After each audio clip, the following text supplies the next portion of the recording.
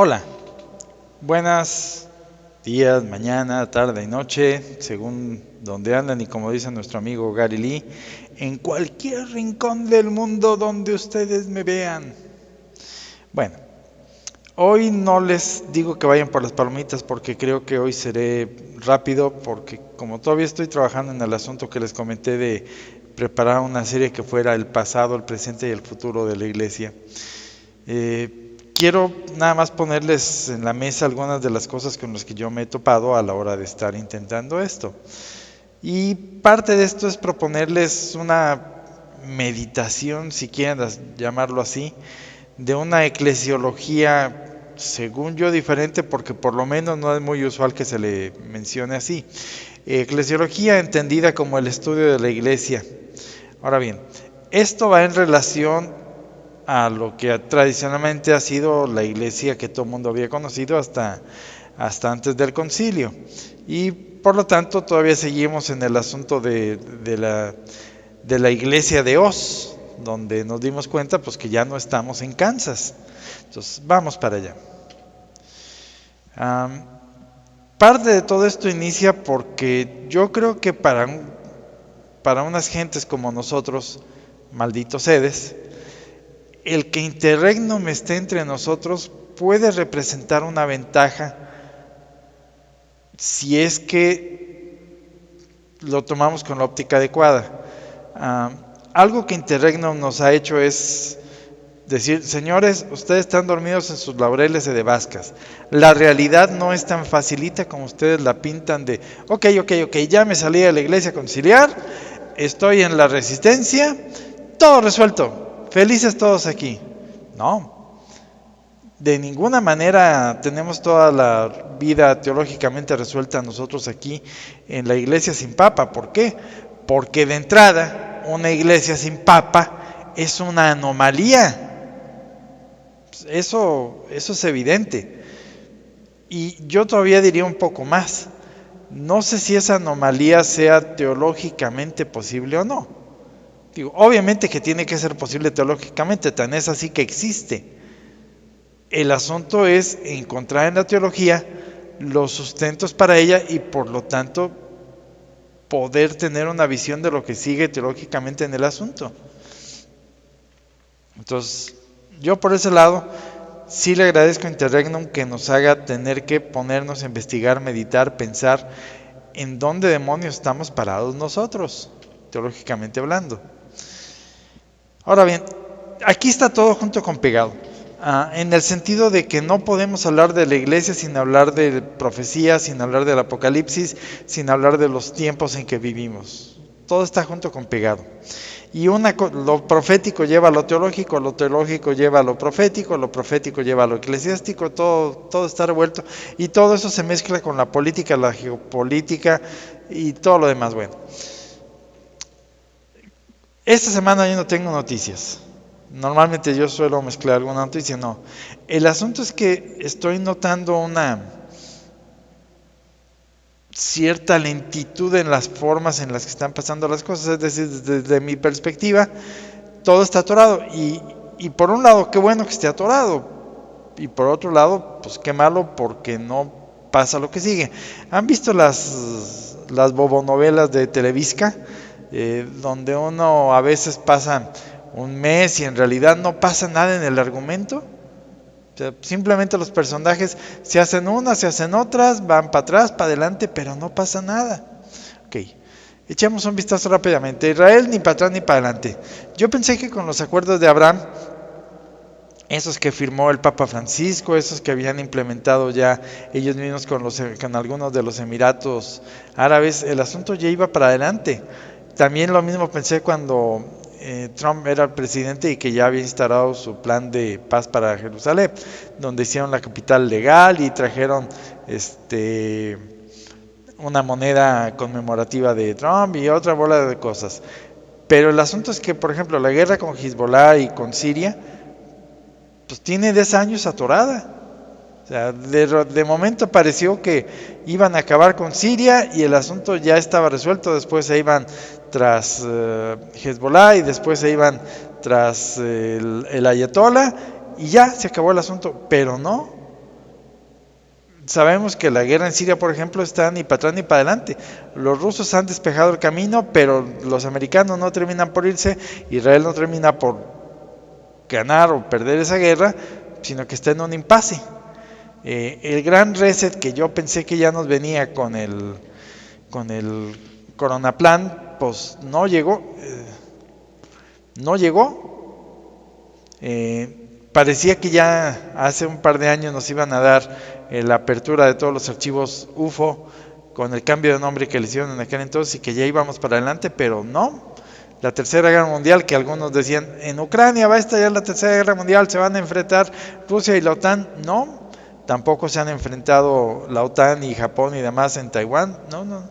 Y no sé si decirlo peor, pero como simbólico de todo esto, Ratzinger sigue vivo. Y Bergoglio ahorita está en una etapa en la que hace y no hace.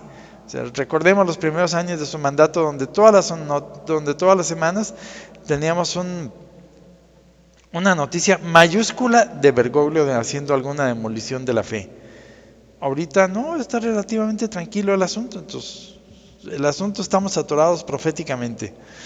Y digo que no sé si es bueno o si es malo porque yo siempre he pensado que una vez que se empezaran a desatar las cosas, ya iba a ser como una bola de nieve rodando por una montaña que ya no se detiene. Y sin embargo, llegó el 19 y 2 años después, pues ya estamos más o menos normales otra vez. Bueno, empiezo ya con lo formal en este momento.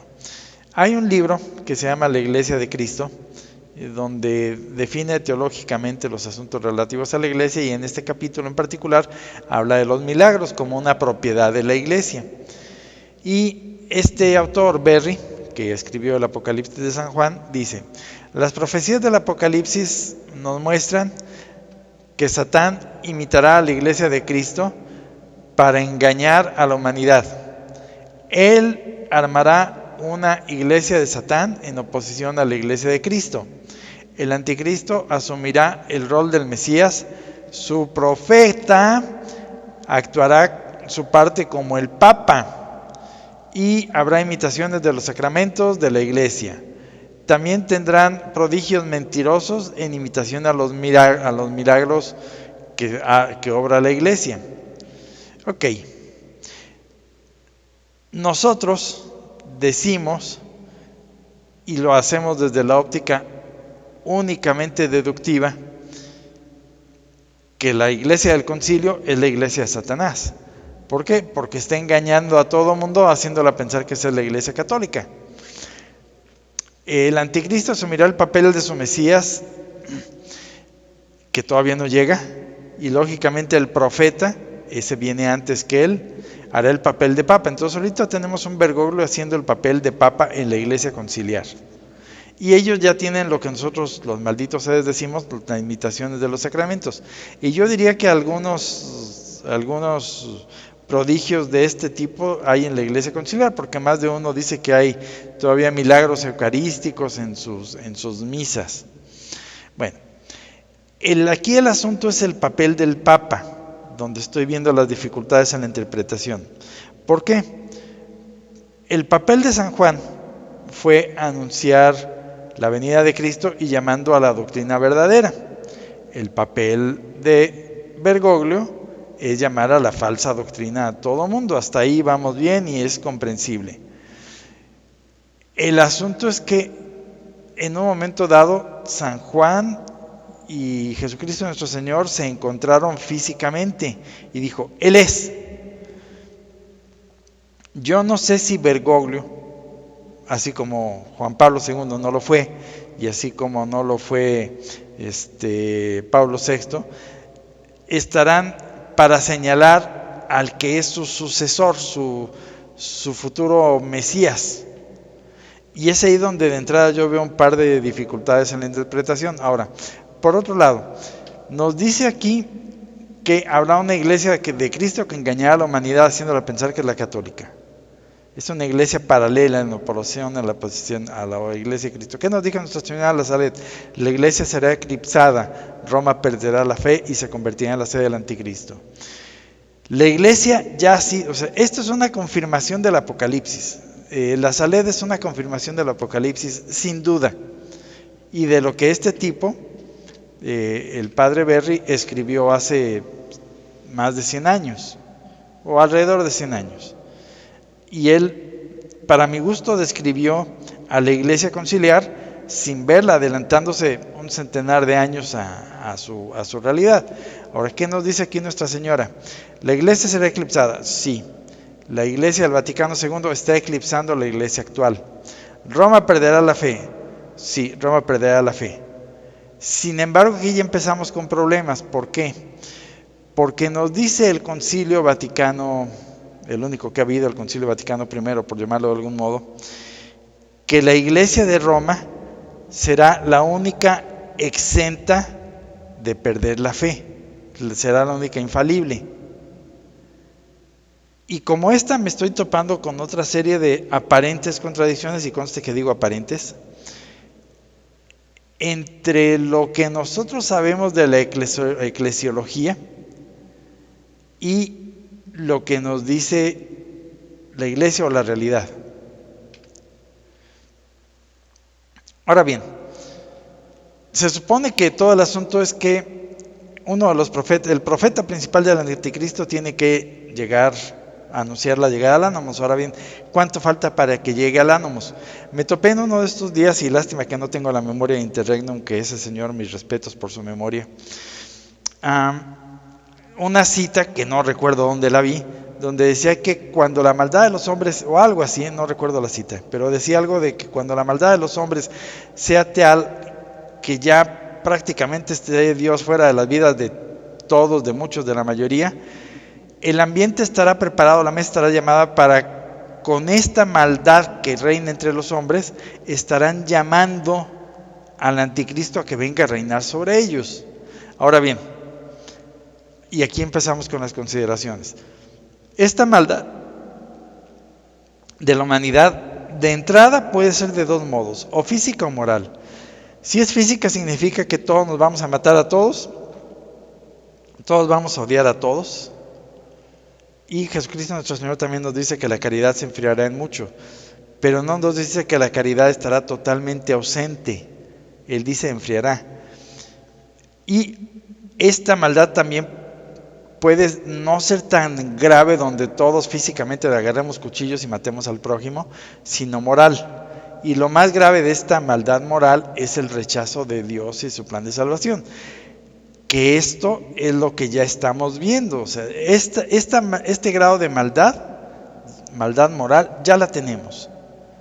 No sé si las cosas aún tengan que empeorar para que venga el Ánimos, o si este grado de maldad ya será lo suficiente para tenerlo ya a las puertas. Y seguimos con las dificultades en la interpretación. Sabemos que el Ánimos va a hacerse pasar por el Mesías, eso no tiene vuelta de hoja. Y sabemos que los hermanos mayores en la fe, según nuestro buen amigo Juan Pacho II, sí lo aceptarán como tal, como su Mesías. Pero, y nosotros sabemos, o la profecía nos indica, que su profeta es el profeta de la iglesia conciliar, que se dice católica, y es ahí donde viene el punto. Esa iglesia conciliar se dice católica porque acepta teóricamente a Cristo. Pero el Ánimos va a decir, yo soy el Cristo. Entonces, la negación de Cristo puede ser de dos modos, implícita o explícita. Bergoglio y toda la iglesia conciliar implícitamente niegan que Cristo sea Dios. Eso ya lo sabemos. ¿Por qué? Porque desde el momento donde ponen en pie de igualdad a todas las iglesias, es decir, el ecumenismo, están diciendo que la de Cristo es solo una iglesia entre tantas. Por lo tanto, Cristo no es Dios porque no es una iglesia única y especial. O sea, ahí están negando implícitamente que Cristo sea el Mesías, que Jesús, la persona humana, sea a su vez Dios. Eso lo están negando implícitamente. El asunto es que aparentemente tienen que hacer esa negación explícita. ¿Por qué? Porque si no, los hermanos mayores en la fe no lo aceptarán. Para ellos nunca ha venido el Mesías, entonces tiene que decir por primera vez viene aquí. Por lo tanto, los 2000 años que la Iglesia Conciliar dice que tiene, aceptándolo, son mentira. Entonces, ¿cómo le van a hacer en la Iglesia Conciliar para negar explícitamente a Cristo? No tengo idea. Pero no sé si se requiera una negación explícita. Yo supongo que sí, porque no creo que el ánimo se conforme con hacerse pasar por. Yo creo que él quiere que lo respeten por sí mismo. Eso por un lado. Por otro lado, los padres de la Iglesia nos dicen, o tomando este punto de partida, que la Iglesia será en sus finales, que nosotros decimos que ya son ahora, como en sus inicios. Ahora bien, el problema es cuándo nace formalmente la Iglesia. Algunos opinan que la Iglesia nace en el Calvario el costado abierto de nuestro Señor Jesucristo. Algunos dicen que nace ahí. Okay. Si eso fuera cierto, al pie de la cruz estaban básicamente Nuestra Señora, la Virgen María, y el apóstol San Juan y algunos otros pocos, pero básicamente ellos dos. Y ahora bien, el apóstol San Juan es jerarquía. Entonces, si la Iglesia ha de ser en sus finales como en sus inicios, necesariamente de aquí podríamos deducir que en sus finales, es decir, ahora, debería de haber jerarquía, contrariamente a lo que opina Interregnum. Ahora bien, el problema es que aparentemente y según otros, no nace exactamente ahí. ¿Por qué? Porque fue en Pentecostés cuando la Iglesia, entendida como sociedad humana, inicia su chamba, y eso después de recibir al Espíritu Santo y de haber perdido el miedo y de una serie de cosas, y después de haber tenido 40 días a nuestro Señor, donde según la tradición les estuvo enseñando lo que eran los sacramentos, lo que era su función sacerdotal, lo que era la función episcopal, etcétera, etcétera, etcétera. Aparentemente ahí es donde inicia su labor pública como iglesia. Sí, ciertamente ahí también ya tenía una jerarquía, pero era bastantita más numerosa. Entonces, el asunto es formalmente cuándo inicia la iglesia. Y es uno de los asuntos que estoy tratando de investigar, porque nos ayuda a dilucidar los finales. Y aquí en todo esto nos encontramos con una serie de asuntos que se revuelven hasta en paradojas, yo diría, y a ver si aquí alguien me puede ayudar en ello. Porque obviamente no pueden ser paradojas. ¿Por qué? Por lo que nos dice el de las reglas estas de discernimiento, donde nos dice que aunque yo lo vea blanco, si la iglesia me dice que es negro, pues es negro y punto final. Aquí les va una. No digo que sea la principal, pero aquí les va una. Primero, nosotros sabemos que Jesucristo le dio a la iglesia el poder de atar y desatar. Lo que ates en la tierra quedará atado en el cielo. Es decir, tú, iglesia, determinas algo, sí, yo cielo lo respeto. Y lo hago tal como si fuera mío, como si el mandato fuera mío propio. Ahora bien, la iglesia nos manda a todos los miembros de la iglesia, bajo pecado, que todos comulguen al menos una vez al año, y entiendo que este pecado es grave, o lo que es lo mismo, mortal, o lo que es lo mismo, impide que entres al cielo, si no lo cumples, pues. Y por otro lado, nuestro amigo Interregnum nos dice que la voluntad positiva de Dios es la destrucción de la jerarquía. ¿Por qué? Porque su último papa ató que nadie más pudiera hacer nada más. Entonces, resulta ser que entonces el propio Dios está impidiendo que la iglesia, que los fieles de la iglesia cumplan con las leyes de la iglesia. Y eso es un contrasentido. Y aún dejando de lado el asunto de Interregnum, nos dice el profeta Daniel que el sacrificio continuo será eliminado. Entonces, ¿cómo recaramba se supone que nosotros cumplamos la ley de la comunión anual si Dios mismo nos quita ese medio? Y digo que esto no puede ser algo definitivo porque Dios no se contradice. Entonces, ¿esto tiene una solución teológica? Sí. ¿En algún lado? Sí. Yo la estoy buscando. Cambio un poquito de tema. Y aquí es donde quiero proponer un nuevo enfoque, si lo queremos llamar, y a lo mejor no nuevo, sino poco usual de lo que es la iglesia. Nos han dicho cientos de definiciones de la iglesia, que la iglesia es el cuerpo místico de Cristo, que la iglesia es la institución formal que Cristo creó, fundó para perpetuar sus enseñanzas. De las parábolas de nuestro Jesucristo, nuestro Señor, deducimos que la iglesia es el reino de Dios en la tierra. Nos dicen que es el cuerpo social de todos los que profesan la fe ortodoxa, y 100 definiciones más. Okay. Yo quiero proponer una definición de trabajo que nos va a servir a cada uno de nosotros en lo personal, porque nos clarifica el panorama que no nos clarifican estas definiciones, que sí es verdad, que son verdaderas, pero no muy explícitas en su contenido. Vamos para allá. Yo quiero proponer esto como definición de la iglesia, que es la unión, asociación, sociedad de todos los hombres que libremente, y esta palabra es clave, han cedido, otorgado, entregado, rendido, desprendido de su dos atributos básicos de todo humano, y ahorita vamos a las objeciones. Por un lado intelecto y por otro lado voluntad, a fin de que Dios los adoctrine, les indique, les mande cómo han de transcurrir los días de su vida, desde que nacen hasta que mueren, a fin de que acepten cada una de esas personas la redención que Dios mismo proveyó, y a través de ella busquen la salvación de sus almas, de sus personas y de las personas que les rodean y de todos los demás, como su finalidad en la vida. Ahora bien, ¿por qué hago aquí hincapié en el asunto de intelecto y voluntad, que son los dos principales atributos del hombre? Y esto nos lleva a clarificar mucho la definición de la iglesia, que quizás muchos todavía no entienden, sobre todo los nuevos, a quienes doy la bienvenida. En estos días el canal pasamos de tener 500 y tantos a cerca de 670 personas. Entonces, bienvenidos a muchos de los que han entrado, bienvenidos a la discusión, y espero que esto lo encuentren interesante, por lo menos motivante intelectualmente a que estudien. Si es la sociedad de las personas que han rendido voluntariamente su intelecto y su voluntad, resulta ser que las personas que de entrada dicen, sí, te rendo mi voluntad, y luego retiran esa voluntad de amar las cosas que Dios le propone, sobre todo su ley, entonces esas personas pecan mortalmente. ¿Por qué?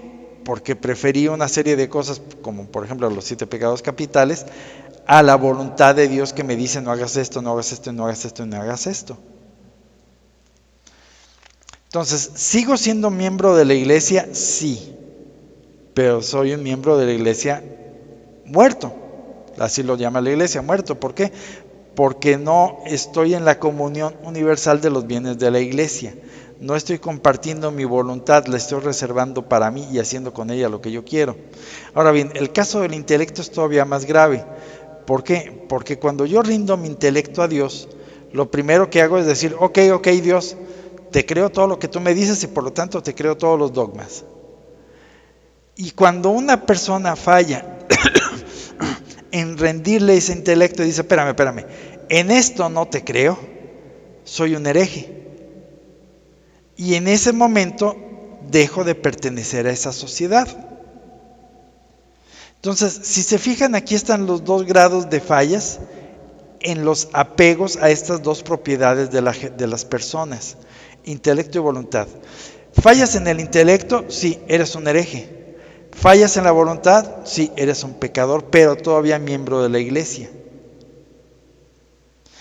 En cambio, los que sí rinden, por lo menos con la mejor voluntad, aunque caigan por debilidad, su intelecto y su voluntad, son los que probablemente puedan al final encontrar esa salvación que están buscando, por haberle rendido a Dios el dominio de su intelecto y de su voluntad. ¿Cómo se lo rindieron? Para que a través de los medios que Dios dispone, como por ejemplo una jerarquía que sea la que lo enseñe, las personas conozcan ese camino que han de tener su intelecto y su voluntad hacia lo que Dios quiere.